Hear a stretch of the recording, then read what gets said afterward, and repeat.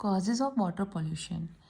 First cause क्या होता है? Industrial waste. इंडस्ट्रियल वेस्ट हमारा क्या होता है कि जो भी हमारे इंडस्ट्री से वेस्ट प्रोड्यूस हो रहा है और वो डायरेक्टली या इनडायरेक्टली हमारे वाटर बॉडीज़ के अंदर जाता है, वाटर बॉडीज़ के अंदर डिस्चार्ज हो रहा है, चाहे वो हमारा रिवर हो, लेक्स हो, जो भी हो।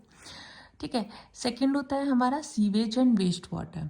सीवेज एंड वेस्ट वाटर में क्या होता है कि untreated toxic water, waste water जो भी हमारे हाउस होल्ड एक्टिविटीज़ की वजह से प्रोड्यूस हो रहा है, वो हमारे डायरेक्टली और इनडायरेक्टली हमारे वाटर बॉडीज़ में जा रहा है, रिवर में, लेक्स में। उसकी वजह से क्या होता है कि हमारा जो एक्वेटिक लाइफ है उसको इफेक्ट होता है। ठीक है। थर्ड है आपका leakage from sewer lines. Leakage from sewer lines से क्या होता है, आपने देखा होगा, एक तो आपने देखा होगा अगर सीवर के अंदर हमारी लीकेज होती है तो वहाँ पे क्या है, ब्रीडिंग होने लगती है इंसेक्ट्स की, जैसे मॉस्किटो बढ़ने लगते हैं वहाँ पे।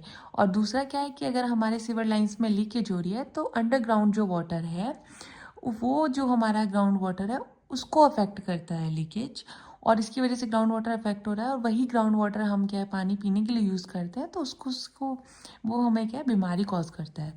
अब नेक्स्ट है आपका burning of fossil fuels. Burning of fossil fuel से आपका वाटर पॉल्यूशन कैसे होता है?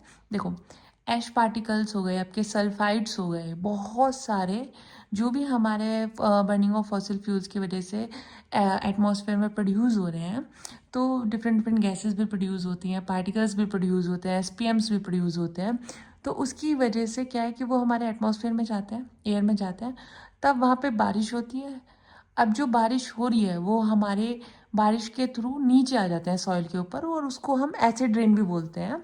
तो वो उसकी वजह से हमारा क्या हो रहा है, एसिड रेन्स की वजह से आपको पता है कि ह्यूमंस को स्किन इन्फेक्शंस होते हैं और सॉइल हमारी इनफर्टाइल हो जाती है। नेक्स्ट होता है आपका मरीन डंपिंग। मरीन डंपिंग की वजह से वाटर पॉल्यूशन होता है। देखो, कुछ कंट्रीज में क्या करते हैं ना कि जो भी हमारा मटेरियल है हमें डंप करना है, जो भी स्टफ़ है उसको हम सी के अंदर डंप करते हैं। ठीक है। सी के अंदर डंप करते हैं तो उसकी वजह से क्या होता है कि जो वाटर है उसकी क्वालिटी ख़राब हो जाती है, टॉक्सिक हो जाता है वाटर।